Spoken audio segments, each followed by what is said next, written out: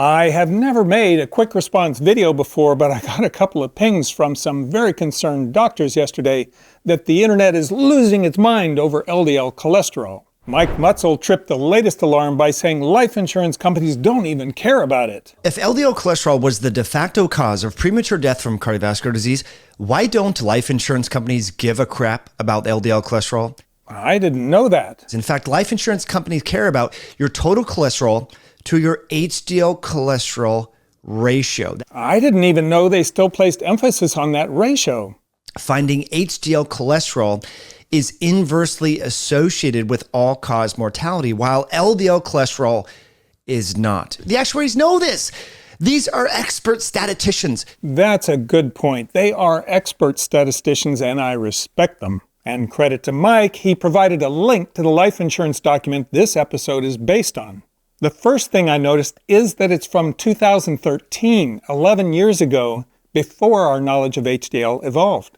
I'll get to why it evolved, but life insurance companies continually refresh their policies. Here's one from 2023. They list 16 risk factors with guides for each. For example, BMI of no more than 25, blood pressure no more than 120/80, A1C less than 5.5, and they call out LDL explicitly, wanting it below 100. They are somewhat focused on the HDL ratio, but notice that as long as it's below 5, they're good with it. That means HDL only needs to be 20 for them to consider it a good enough number to qualify for the best life insurance. But let's go back to the data Mike was looking at for 2013. Here are some images showing that you can actually have really high levels of total and LDL cholesterol, but you can still qualify for premium life insurance so long as your HDL cholesterol is high. Is that what this chart is actually showing? To qualify for the elite plan, your total is capped at 220, and as it goes up, you can only qualify for lesser plans. The thing is, the total is typically dominated by LDL with some contribution by triglycerides. That's because LDL spans a huge range from a low of maybe 50 to an LDL of over 500 as some low-carb eaters have. But HDL only spans from maybe 20 on the low side to maybe 100 on the high side. And HDL that high is now considered to be a marker of risk. More on that later. Looking at the actual document Mike linked, they lumped people with high total cholesterol in with smokers and people with elevated blood pressure and obesity. These are expert statisticians, have much better acumen when it comes to analyzing data, evidently, than your standard practicing family medicine doctor. Is that a fair statement? Family doctors don't come up with guidelines, teams of researchers do. Ironically, I was editing a video about my visit to the Framingham Heart Study campus when I decided to pause to make this video. That study has been going on for 75 years. They have 150 scientists, doctors, statisticians, and technicians involved. Not to mention hundreds more at universities around the world who publish papers about their data, which is public. They have data no life insurance actuary has, like from brain scans, bone density scans, DNA sequencing of their 15,000 study subjects, and activity trackers that Framingham study patients continually wear. And that's why both doctors and life insurance actuaries rely on the Framingham Risk Calculator, which is the most widely used and respected in the world. And what does it say?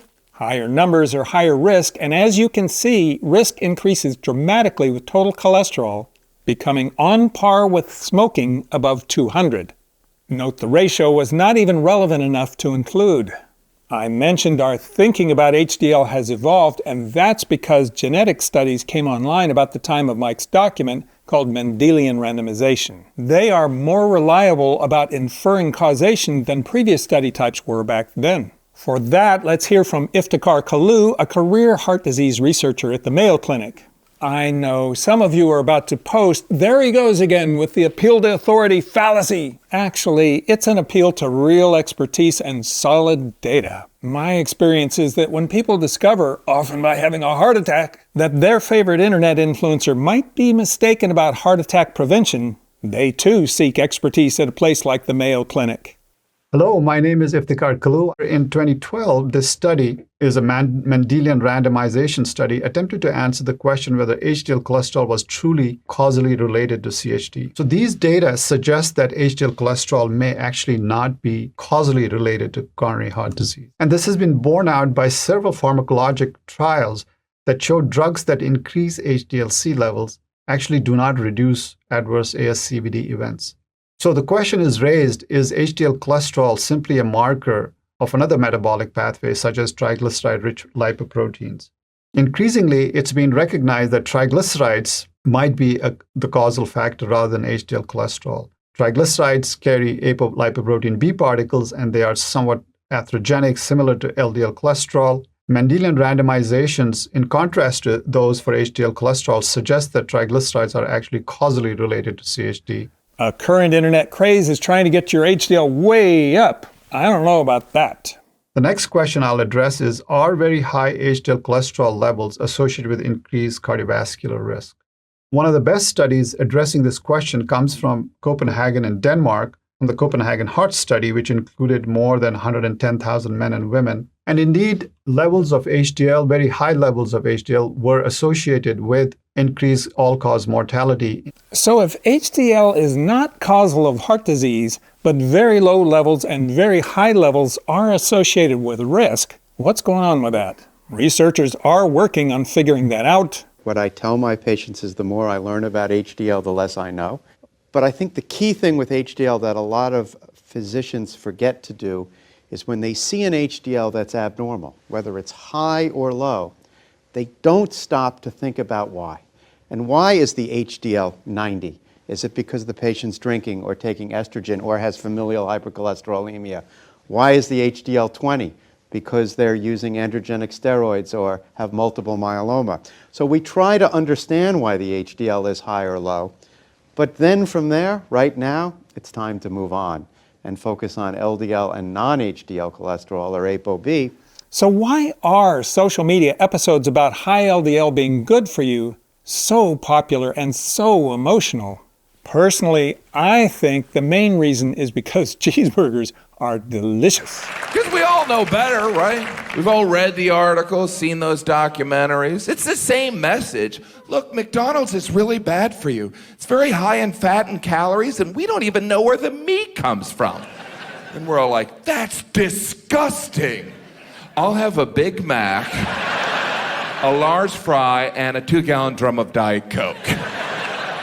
Beef raises LDL and beans lower it, but nobody is buying the bean burgers. And very few men want to settle into a burger at the Heart Attack Grill and hear his wife say, "Honey, are you watching your LDL?" And yes, I'm very aware of the YouTube episodes my friends Dave Feldman and Nick Norwitz are creating.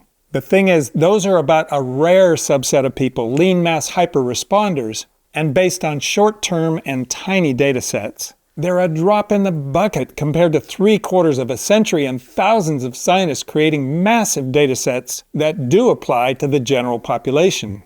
Mike jumped on the LDL is good for you bandwagon with this paper. Well, here's a study that was recently published in BMJ Open titled Lack of Association or an Inverse Association Between Low-Density Lipoprotein Cholesterol Levels and Mortality in the Elderly, highlighting that high LDL cholesterol is actually inversely associated with mortality in most people over the age of 60. To be clear, by recent he means 2016.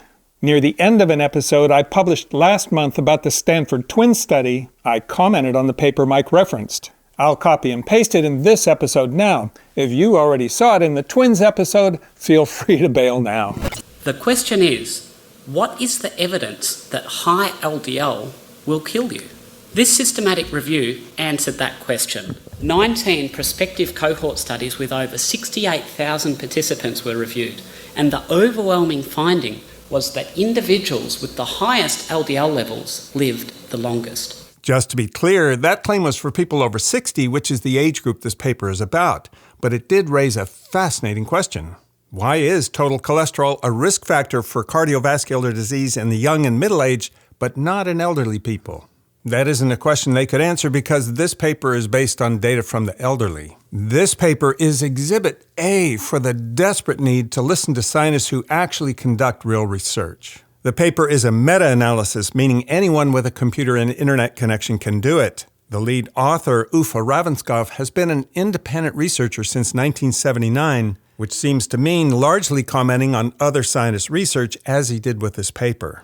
The second author is David Diamond, who is a professor in the Department of Psychology who has no background in actual heart disease research. I made 2 episodes about him. There were very thorough responses on the British Medical Journal site from very qualified doctors and scientists who had this to say. 1, 2/3 of the population this paper reported on were from one study. That paper screened their subjects to have no known heart disease or diabetes at the start. They noted that screened out the people most predisposed to heart disease, including ones who had died of heart disease in their 30s, 40s, and 50s. Second, during the 8 years of that study, 30% of the population went on statins and they experienced lower mortality. And yet, Uffe and David referenced that paper to claim statins are ineffective and higher LDL means a longer life. 3, heart disease is multifactorial. We all know that. LDL is one thing, but so is high blood pressure, smoking, weight, diabetes, stress, exercise, etc. Uffe's paper doesn't factor those in. If you made it to 60 without being diagnosed with heart disease yet, it's a pretty good bet that a lack of some of those other risk factors had something to do with it. 4, their paper states that atherosclerosis typically begins in middle age. All evidence points to it starting much earlier, hence heart attacks typically starting around age 40. 5, genetic studies called Mendelian randomisation clearly show the dramatic role genes play in determining your LDL levels, and how dramatically that determines your heart disease risk. When Uffe was confronted with that, he said, well, maybe it has to do with undiscovered genes. Who knows? I'm not making that up. I'm not seeing any doubt among scientists who actually conduct heart disease studies that LDL is a causal factor. You might be disillusioned, as I am, that the British Medical Journal would publish a paper like this. But as David Michaels, who is a very good scientist, pointed out in The Triumph of Doubt, so, is the problem here the academic journals? In part, yes. Academic journals are a big business, both for professional societies that sponsor them and for publishers that produce them. So even they can't resist the temptation sometimes to go for the views, and this paper did get views.